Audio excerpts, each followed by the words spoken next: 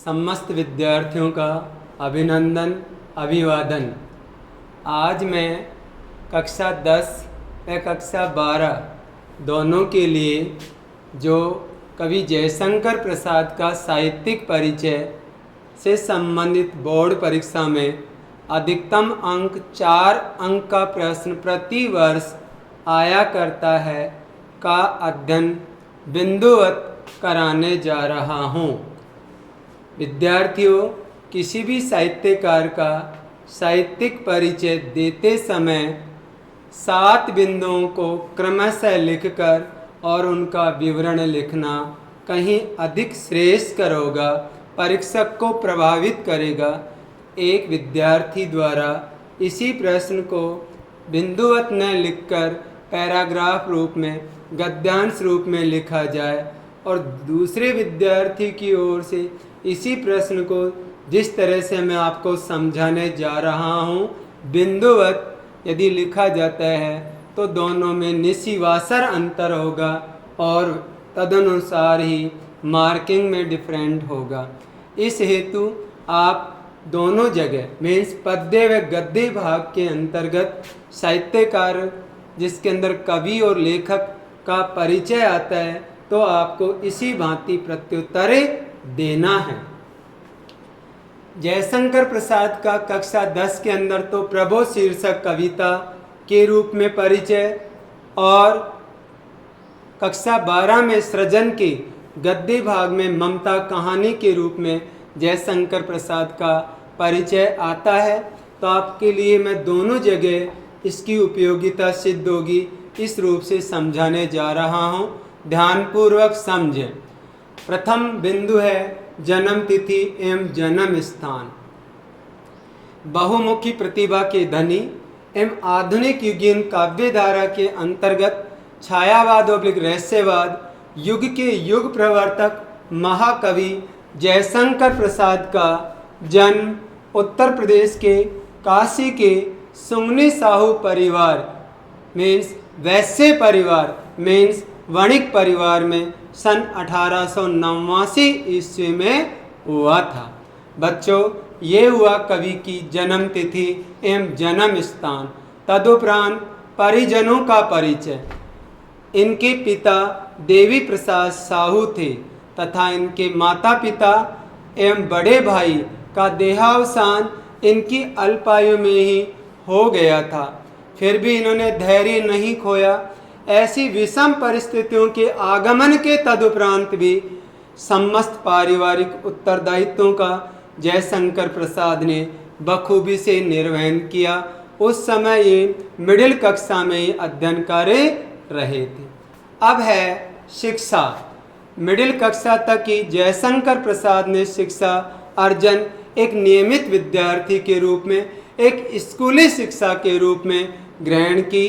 तदुपरांत पारिवारिक उत्तरदायित्वों का बोझ इनके कंधों पर आ पड़ा तो भी इन्होंने धैर्य नहीं खोया।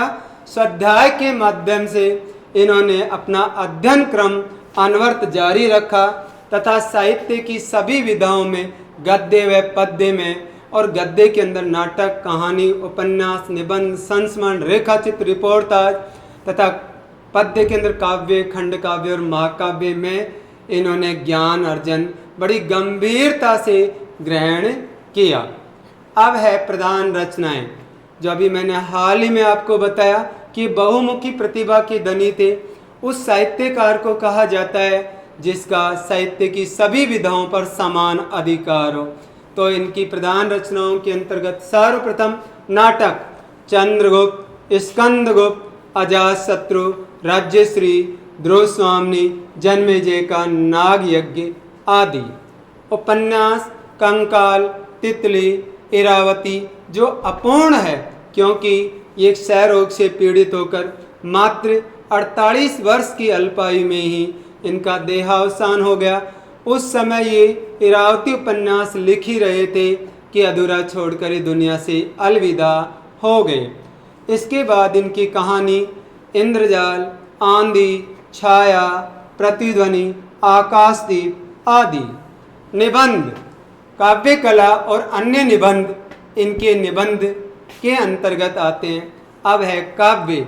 इनका कामायनी प्रबंधात्मक महाकाव्य झरना, लहर, प्रेम पथिक, आंसू आदि इनकी काव्यगत रचनाएं हैं। अन्य इनमें एक घूंट है, करुणालय है, कल्याणी है, परिणय आदि इनकी महत्वपूर्ण रचनाएं साहित्य जगत में प्रकाशित हुई। अब है व्यक्तित्व। बहुमुखी प्रतिभा के धनी एवं आधुनिक युगीन काव्य धारा के अंदर छायावाद के 4 आधार स्तंभों में महाकवि जयशंकर प्रसाद का स्थान शीर्षस्थ माना जाता है। साथ ही ये प्रारंभ में तो ब्रजभाषा में कलाधर नाम से कविताएं लिखते थे, तदुपरांत खड़ी बोली में भी इन्होंने काव्य रचनाएं की। इनका जो वर्ण विषय है वह वर्णनात्मक, शब्द चित्रात्मक, अलंकारिक, सूत्र कथन और संवाद शैलियों का इन्होंने काव्य में बखूबी से प्रयोग किया है। अब है कवि का जीवन में अपनी व्यक्तित्व के आधार पर, अपने काव्य कला के आधार पर और अन्य विशेषताओं के आधार पर इन्हें जो सम्मान मिला वह इनकी रचना जो कामायनी प्रबंधात्मक महाकाव्य है वह साहित्य जगत में सर्वाधिक लोकप्रिय काव्य की श्रेणी में आंका जाता है। इसी कारण इन्हें रामचरितमानस प्रबंधात्मक महाकाव्य, जो कि भक्तिकालीन सगुण काव्य धारा के अंतर्गत कविकुल कुमुद कलाधर भक्त रसिक व सूर्य व चंद्रमा की भांति जिनका साहित्य हिंदी साहित्य आकाश में दैदीप्यमान है, में तुलसीदास की श्रेणी में इनका काव्य आंका जाता है।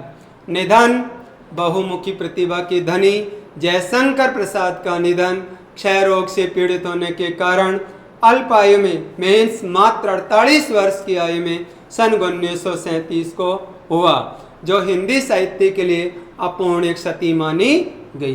प्यारे विद्यार्थियों, आपको जिस भांति मैंने सार रूप में महाकवि जयशंकर प्रसाद का साहित्यिक परिचय, जीवन चरित्र समझाया, इसी भांति आपको बोर्ड परीक्षा में आने वाले 4 अंक के प्रश्न के लिए प्रत्युत्तर लिखना है, ताकि आपकी उत्तर शैली से परीक्षक प्रभावित हो सके और 4 में से 4 अंक दे सके, बशर्ते कि आपकी ओर से शुद्धता, स्पष्टता का प्रयोग भी किया गया हो।